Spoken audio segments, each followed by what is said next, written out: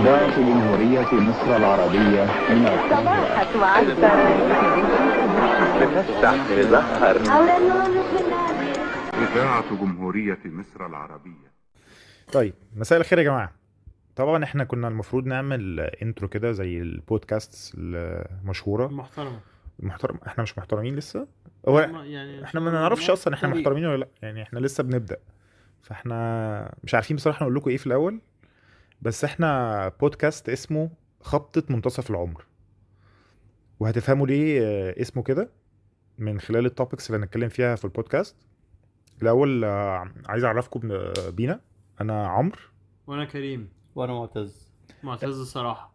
معتز الصراحة. وهتعرفوا برضه ليه صراحة بعد كده. احنا كلنا شباب 35 بلس. شباب مش شباب قوي، بس هو الراجل النهارده قال لي شباب. احنا الحقيقه مش عارفين، يعني احنا مش عارفين احنا شباب ولا لا. يعني بنحاول نفضل شباب تقريبا. عندنا حالة دينايل ان احنا مش عارفين احنا سن غريب كده، اللي هو 35 انت مش عارف انت تلاتينات ولا اربعينات ولا يعني اللي هو انت بالظبط. لسه بتدرك ان انت طلعت من العشرينات، واللي متجوز واللي هيتجوز واللي خلف موضوع غريب قوي يعني. انا بستغرب الموضوع ده قوي يا جماعه. انا كل يوم بصحى بلاقي العيال نايمين، بستغرب دول عيال مين اصلا، بعدين بكتشف انهم عيالي. بالظبط. ومش عارف، انا مش فاكر انا خلفتهم امتى اصلا. يعني انا فاكر ان في كده 7-8 سنين من حياتي، ومره واحده حسيت ان انا بقى عندي عيال، فانا مش عارف. بس انت معتز لسه بقى الكلام ده. انا بس ببص على ايدي اليمين بلاقي دبلة، بستغرب برضه. بتستغرب برضه. يعني في حاجة كومن يعني. انت اكتر واحد عشت حياته يعني. مش قوي يعني الصراحه. تحس ان الدنيا عرفتوا ليه بقى يا جماعه؟ الصراحه هتسمعوا صراحه كتير الفتره الجايه. الصراحه يا جماعه انا مش عارف. طيب احنا عندنا اول توبيك النهارده هنتكلم فيه، توبيك المصيف. واحنا قاصدين نسميه المصيف مش الساحل، عشان هو اسمه مصيف، او يعني على ايامنا كان اسمه مصيف. بالظبط كده. ومناسبه ان احنا كمان بنبدا اول حلقه واحنا اصلا في الساحل، فاول فكره جات لنا دلوقتي يعني بالظبط من 3 ساعات ان احنا نعمل البودكاست ده، ومش عارفين هو هينجح ولا لا.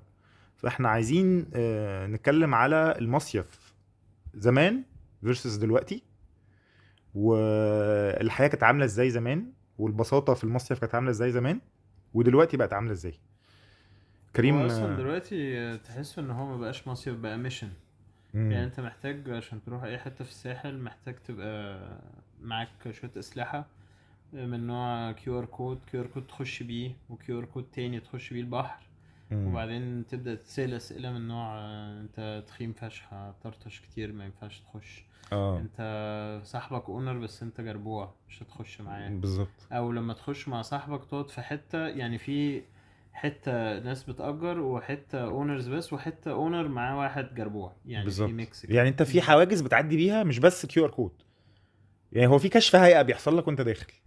عادي حتى لو انت اونر مثلا، والطبيعي الناس بتروح الساحل في الويكندز يعني اجازه طبيعي. يقول لك لا ما ينفعش تدخل ناس معاك، حضرتك اونر وشاري يونت بملايين والكلام ده كله، بس ما ينفعش تجيب صحابك في الويكندز، لازم تجيبهم في بقيه الاسبوع، عشان في الويكندز ما ينفعش تجيب اي جاست معاك. اللي هو يا جماعه، طب انا جاي اصيف وجاي اتبسط مع صحابي، انا مش راجل وحيد ولازم اجي مع ابويا وامي عشان اخش يعني. انا مشكلة كمان يا معتز طبيعي ان انت بتتخانق، يعني بتضطر تتخانق عشان تدخل اصلا في الاول، فبتقدر يومك من قبل ما يبدأ. انت داخل جاي تتبسط، سايب الشغل وجاي تتبسط في الويك اند مع اصحابك، فبتقعد تتخانق وبتضيع البوزيتيف انرجي اللي انت اصلا رايح تزودها في المصيف. بالظبط. انت الهدف من المصيف ان انت تروح تفسي دماغك. هو اللي انت بتروح انت بتبقى مسترس. لو انت اصلا رايح لحد عايز QR كود على البوابة، عايز QR كود على على البحر، وهتخش ولا مش هتخش انت بتبقاش عارف. فالموضوع بقى ستريسفul يعني. انا افتكر زمان الواحد كان بياخد حاجته وشمسيته والكراسي وابوه وامه، ويروح يحط شمسية في اي حتة ويقعد وتمام، ومعاك اكلك والدنيا ظريفة، والبحر حلو وبتنزل وعندك ذكريات والصور القديمة دي. دلوقتي الدنيا اختلفت خالص يعني. طب بما انك يا ميزو اسكندراني، انت الوحيد الاسكندراني اللي فينا. يعني احنا كنا بنسافر اسكندريه زمان خالص، واحنا في التسعينات مثلا كان المصيف بالنسبه لنا هو اسكندريه. وبعد كده اتطور بقى العجمي، وبعد كده ابتدينا الساحل من اوله، ساحل الطيب، وبعد كده لحد ما وصلنا دلوقتي للساحل الشرير. انت بقى كنت المصيف بالنسبه لك عامل ازاي وانت اصلا من اسكندريه؟ المصيف كان العجمي، بيانكي زمان. شهر العسل. شهر العسل يا هبه. وللاسف شهر العسل. لا كانت الدنيا بسيطه يعني فاهم. انت مبدئيا حته الانترنت والاكسس على الانفورميشن دي مش عارفها. انت بتبقى عارف عمرو دياب جاي وبتحجز تذكره وتلاقي الدنيا واقفه وكل واقف بالطوابير وبتاع، بس ما كانش فيه يعني كان فيه اكسايتمنت كده مش موجوده دلوقتي. انت دلوقتي الاكسس على الانفورميشن ده بقى عندك معلومات عن كل حته كده، مفيش التأهب بتاع زمان ده. بس لا الدنيا كانت ابسط بكتير يعني. حتى الساحل لما كنت بتروح، سيبك من العجمي، لما تروح الساحل كان في شاطئ النخيل ده اللي هو دلوقتي عشوائيات يعني، بس دي برضو كانت حاجه كبيره جدا. كانت اول مره اشوف فيها بلاي ستيشن 1. كان في شاطئ النخيل. انت متخيل؟ متخيل النظافه؟ ذكريات يعني. دلوقتي ما يعني ما تتدخلش يعني. بعد كده بقى الساحل العادي بقى رحنا على مارينا على طول. بس بقى مارينا زي ما بقول لك كده كانت زمان اللي هو تخش بعد كده تخش بقى جوه تحط كرسيك وشمسيتك في اي حته في العالم، ولا كيو ار كود ولا مستاجرين وملاك. ما كانش فيه اصلا كلمه مستاجرين وملاك بس برضه زمان والعنصريه الرهيبه دي. ايوه بس زمان برضه ما كانش فيه الاشباح اللي موجوده دلوقتي يعني. برضه ما هو لو هتتكلم على الموضوع ده ليه حصل، ما هو بسبب ان الحاجات بتبوظ يعني. اسكندريه باظت مره واحده، بقيت بتروح بتلاقي اشكال غريبه على البحر، بوظت لك فخليتك تهاجر للعجمي في فتره نهايه التسعينات. وبعد كده العجمي حصل له غزو تاني من نفس الاشباح دي، فابتديت انت تروح الساحل. نفس الغزو ده حصل على القرى القديمه لحد انت ما بتوصل دلوقتي وهنوصل ليبيا خلاص كمان 5-6 سنين. ما تقدرش تصنفهم اشباح مش يعني. انت ممكن اللي بدأت القصه لو تفتكر في الاول خالص ان عملوا اماكن للملاك واماكن للناس اللي بتأجر اماكن على بعضها. انما انت دلوقتي حتى كواحد اونر انت محتاج تخش معاك شنطه سامسونايت فيها ده الاكسس بتاع البحر، ده الاكسس بتاع المكان اللي هتقعد فيه، ده في اماكن على البيسين بيسألك فين الاكسس. ايوه بس ما هو ده بسبب ايه؟ ما ده حصل ليه دلوقتي؟ ما هو بسبب ان الموضوع باظ في الاسكندريه وفي العجمي وفي الساحل القديم. فده اللي خلى الناس عايزه تروح اماكن تضمن ان الموضوع ده مش هيبوظ تاني. يعني انا بشتري دلوقتي فيلل بملايين بالارقام الجديده والحلوه دي 15-16 مليون ولا حاجه، عشان انا مش عايز الموضوع يبوظ، لان ده بيج انفستمنت بالنسبه لي.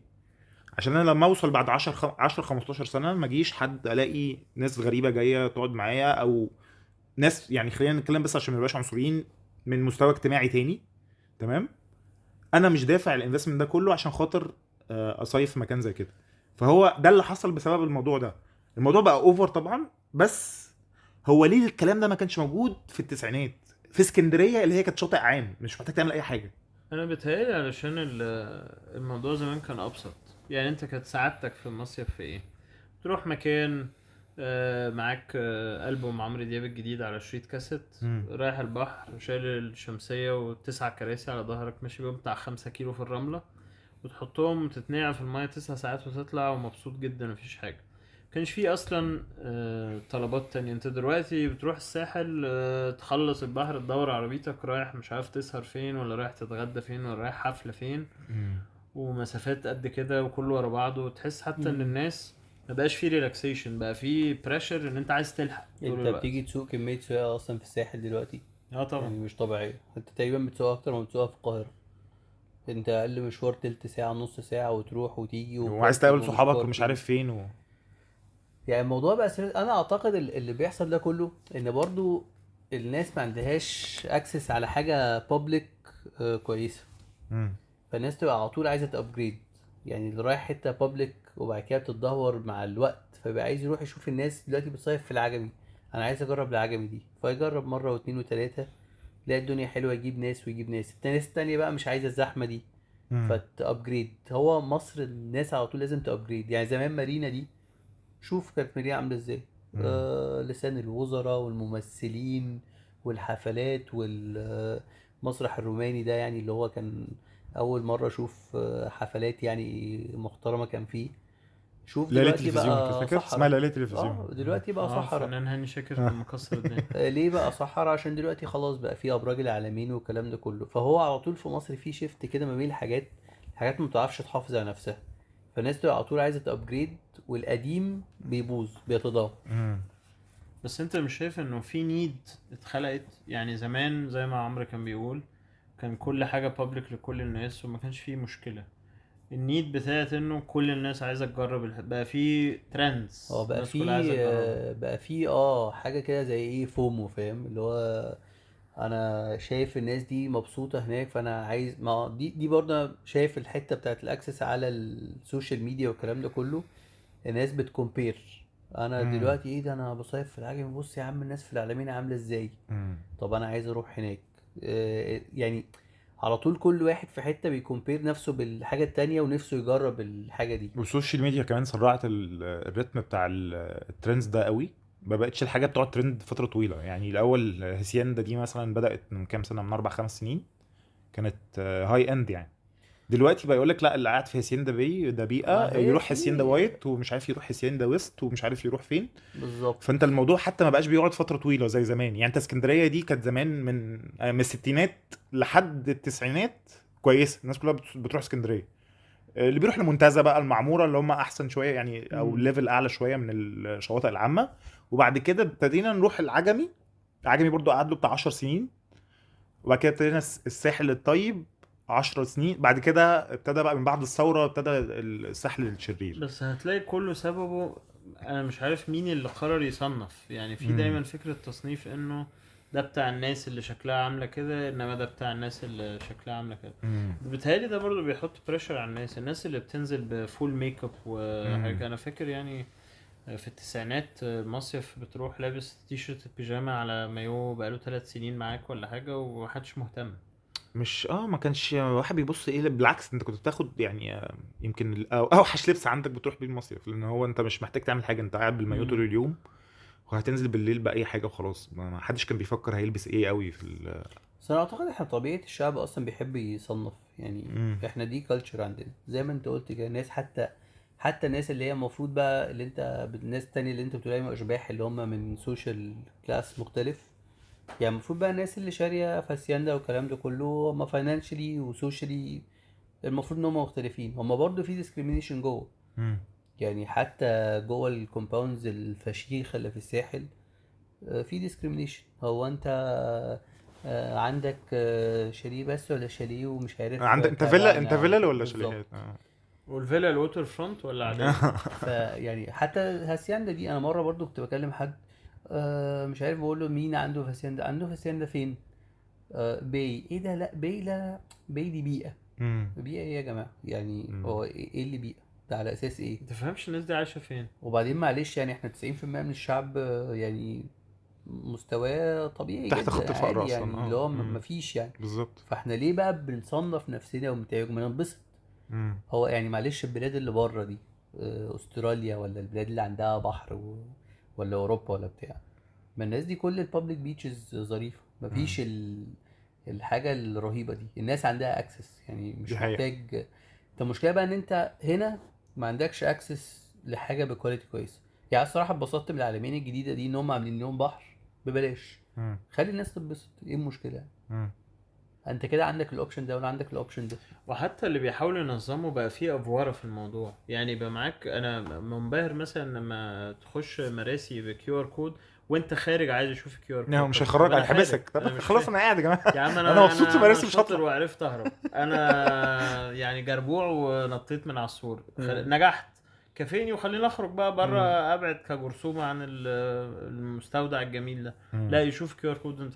وبعدين بيبقى عندي سؤال، لو مش معايا مثلا او لو الموبايل فصل هيحصل ايه؟ امم يعني هل هفضل عايش في مراسي؟ ما ده مش عقاب. ما هو انت هتضطر تتخانق برضه عشان تخرج، فهتتقدر يعني الوقت الحلو اللي انت قضيته جوه مراسي هيطلع عليك في الخناقه بعد كده اللي هتعملها على البابا وانت خارج. يعني دي بتفكرني كده فكرة الرحاب، اللي هو انت تخش من جيت وت- افهمها جدا، بس لازم تطلع من نفس طب ما انا الجيت. خارج ما اخرج من اي حته. لا، تطلع من نفس الجيت. كانت جيت 6 دلوقتي قال لك لا روح 19 و20، امم بس ممكن تطلع من جيت 6 عادي. لا هو الفكره بس ان برضو جيلنا، يعني نرجع برضو للكونسبت بتاع البودكاست بتاعنا، ان احنا كلنا 35 بلس، فاحنا مواليد الثمانينات، حضرنا كل حاجه من وقت اسكندريه لحد دلوقتي. ف احنا حاسين بالفرق ده.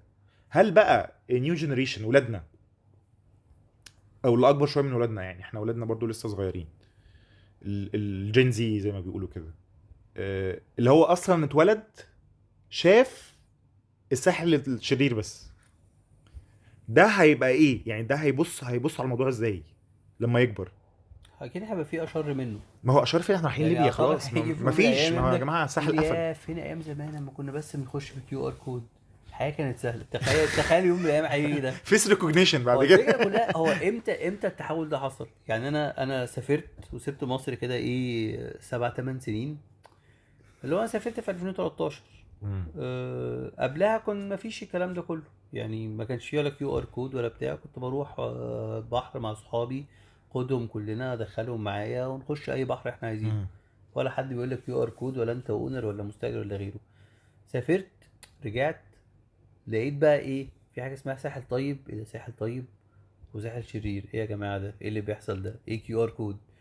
انا ليه اخش مكان اصلا ما لاقيش باركينج فيه وانا رايح اصيف؟ يعني هو الموضوع حصل شيفت كده غريب. الشيفت ده حصل ازاي؟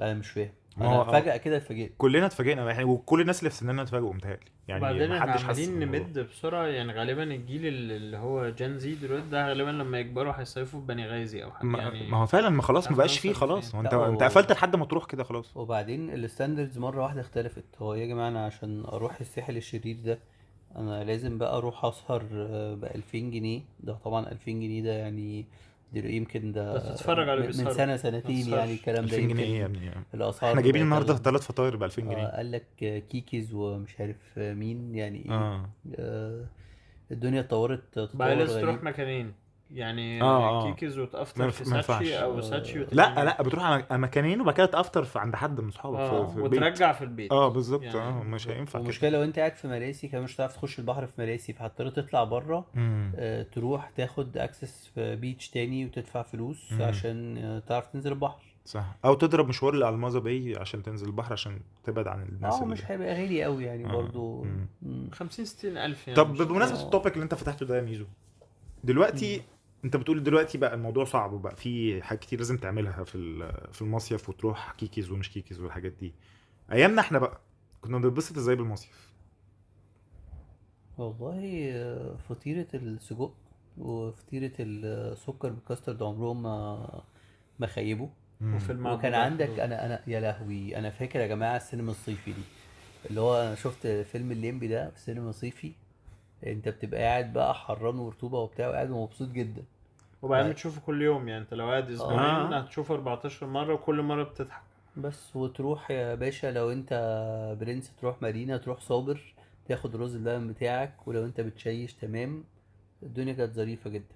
هو كانت ما كانش في حاجه، كان السوق او لو في حاجه على البحر كراسي بلاستيك، تتفرج على فيلم بخيت وعديله على يشغلوا لك فيديو، او لو في السينما الصيفي هتتفرج على صعيدي في الجامعه الامريكيه 10 مرات او حبوت على حدود 15 مره. وبعدين تروح تأجر عجلة. بالظبط، أنا تأجر ما عجله بعرفش عجل، بالظبط. بس يعني ايوه كنت صح. بركب ورا واحد او بأجر عجلة ب4 عجلات. وبعدين تسوقها بتاع 8 ساعات كده وترجعها وتبقى خلاص، يعني بتروح بقى من كتر بس انا كنت التنقل. ببسط جدا يا جماعه الايام دي والله العظيم، يعني كنت بنسافر مبدئيا كده مع عيله ابويا كلهم، عماتي وجدتي بنبقى كتير جدا، يعني نايمين في كل حته تقريبا في الشاليه، وكنا بنتبسط جدا ان احنا قاعدين بنلعب طول الوقت، مفيش حاجه تلعب بنعملها. اصلا اللي قلته بتلعب هو راكت دلوقتي مبقاش بتاع اسمه شاليه، اسمه يونت. للاسف، وما بقاش اسمه اصلا قريه، بقى اسمها كومباوند يعني أصلاً. والسوق اللي قلته ده اسمه هاب، ما اسموش سوق. صح، او بلازا او برومينيد، يعني في كذا اسم برضو حلو ظريف للبتاع. بس هي الحاجات ما بقتش ممتعه زي زمان، مش عارف بقى هل احنا عجزنا ولا. حتى الحاجات اللي انت بتاخدها معاك دلوقتي وانت رايح الساعة، زمان كنت باخد الجاروف والجردل ومايو بورنوس وتيشيرت قديم وحاسس ان انا مش ناسي اي حاجة، انا كده تمام. انت دلوقتي يعني بيبقى فاضل تاخد البيت كله معاك، يعني تاخد كل حاجة معاك. ما هو هي طريقه الانبساط بقى، هي دي الفكره، ان انت هل انت بقى الجيل الجديد اللي هو لازم يروح كذا حته ويتمرمط ده اتبسط زينا زي ما احنا اتبسطنا زمان، ولا اتبسط اكتر مننا واحنا اللي مش دارينين، ولا؟ انا بتهيألي ان الانبساط دلوقتي بالنسبة لهم بقى اصعب بسبب الاكسسبيليتي والتكلفه والتكلفة ما كناش ندفع حاجه وعلى طول they're تقريبا. looking for more. يعني انت زمان كان هو ده يعني مالكش accessibility على حاجة تانية، تعرفش اصلا ان في حاجة تانية كبلد يعني. بالظبط.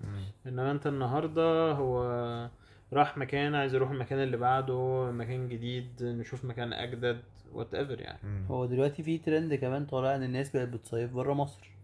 يقول لك انت دلوقتي في مصر الفنادق اقل فندق ب 8-10 آلاف جنيه. ده فندق يعني اللي هو ده مش في الساحل above average يعني، لا في الساحل يعني اللي هو متوسط، اللي الحاجات العادية 10 آلاف. لو انت بقى عايز حاجة نظيفة معاك لغاية 100 ألف جنيه في اليوم. فاللي هو طب ما انا اروح اسافر بره، وانا ايه اللي يخليني اعمل كده؟ ولا حد بره هيقول لك QR كود، ولا انت اونر، ولا جربوع، ولا بالظبط. حاجه. مش شايف بلد جديده وهتتبسط اكتر اكيد يعني. مع انه البيتش هنا احلى من اي حته بره مفيش يعني. حد بصراحه، مفيش حته في العالم يعني الواحد سافر كتير، مفيش حته في العالم زي البيتش بتاع الساحل الشمالي. الساحل الشمالي فعلا رمله، ميه، جو ما مش متكرر في اي حته. حتى في الميديترينيان كل الشواطئ كلها بتاع ده زلط. مفيش الخدمات اللي موجوده دي كلها، مفيش الدلع اللي عندنا ده كله. بس للاسف هي الحته اللي احنا بنتكلم فيها دي بتاعت العنصريه والريستريكشنز الزياده، هي دي اللي بتبوظ الموضوع. طب متهيألك قدام بقى، يعني دلوقتي عندك اهو راس الحكمة بيبنوا فيها، ودي بقى الترند الجديد، ودي اللي هتبقى أشر من الشرير. شرير قوي. فايه اللي هيحصل في الشرير بقى؟ يعني دلوقتي بقى بعد كده مراسي مثلا، مش قادر اتخيل. انا متهيألك مش بعد قادر 10 أتخيل. سنين هيجي مراسي دي هتبقى عاملة زي مدينة كده، اللي هو ايه ده انت في مراسي، انت مش ناوي تابجريد بقى ولا ايه؟ ما اكيد ما ده اللي هيحصل يعني. معلش يا ميزو، انا عارف ان انت شايلها ان انا قلت لك قبل كده مش ناوي ابجريد، بس يعني شايفها في مارينا يعني، بس مفيش مشكله يعني بس هو غالبا ده اللي هيحصل يعني غالبا، بس انا مش عارف هنروح فين هي، بس اللي هو مفيش مساحه. انا مش متخيل ساعتها بقى الساحل الطيب ده دلوقتي هيبقى ايه بقى؟ هيبقى مش الناس لا هتبص له ازاي يعني؟ هيبقى مهجور بقى خلاص. انا اعتقد ان هم هيرجعوا بقى يهدوا الساحل الطيب ويبنوه يبقى هو الشرير قوي قوي قوي، فاهم يعني؟ نبدا من الاول لان احنا خلصنا الشريط كله والله خلاص. تبقى فكرة حلوة. والله ما هو ده الفكره، ما ده الحل بس الوحيد. خلاص احنا بقالنا 10 دقايق على ما تروح. يا اما بقى بمناسبه النهارده ان هم اعلنوا ان في تسونامي جاي، يبقى اصلا الساحل ده ما يبقاش موجود اصلا بعد كده خالص، كل الحاجات دي تروح خالص بقى ونخلص. وتفتكر اذا كانوا هما دلوقتي بيقسموا الاكسس ده اونرز بس، وده اونرز معاهم صحابهم، وده اصحابهم بس، وبعدين لما تخش جوه يقول لك ده فاميليز وده ناس عاديه يعني. قدام بقى في بيتبني جديد ده هيقسموا يقولوا ايه؟ بالاوزان ولا ممكن تعدي بالوزن وتخش حسب وزنك بقى، فاهم؟ لو انت تخين حسب شويه نسبه ازاحتك للميه؟ مش هينفع والله، الميه مش هتكفي. او ممكن ما تخشش خالص، يقول لك انت ليك ايام معينه تخش فيها وايام تانية لا، يعني عشان معاش عشان ممكن اقول لك تعالى في الشتاء. بالظبط. يعني انت اللي ممكن يبقى ليك كل واحد تشتري يونت، يبقى ليك بس اكسس اسبوعين في السنه. بس انت بقى نقي شوف يعني، ولازم تجيب هيديك جي بي اي الأوبشن ده. يعني لو ما جبتش مفيش صيف. صح بالظبط. زي ابوك هو يعاقبك، انت فاهم؟ انت مفيش اصلا صيف. انت اصلا عشان تشتري انت اكيد مش هتشتري كده يعني، لازم يبقى في ابوينت من الاول زي المدارس كده طبعا. الانترناشونال. انت لو ابنك لسه بيشخ على نفسه لما مؤاخذه، لازم تعمل انت انترفيو وتتقبل عشان على فكره ما هو في كوره بتعمل لا فيستا بتعمل انترفيو للناس. الموضوع ده بيبهرني يا جماعه يعني. بحس انا لو انا معايا الفلوس وعاجبني المكان، انا ما اعرفش الناس اللي بتقبل موضوع الانترفيو دي يعني.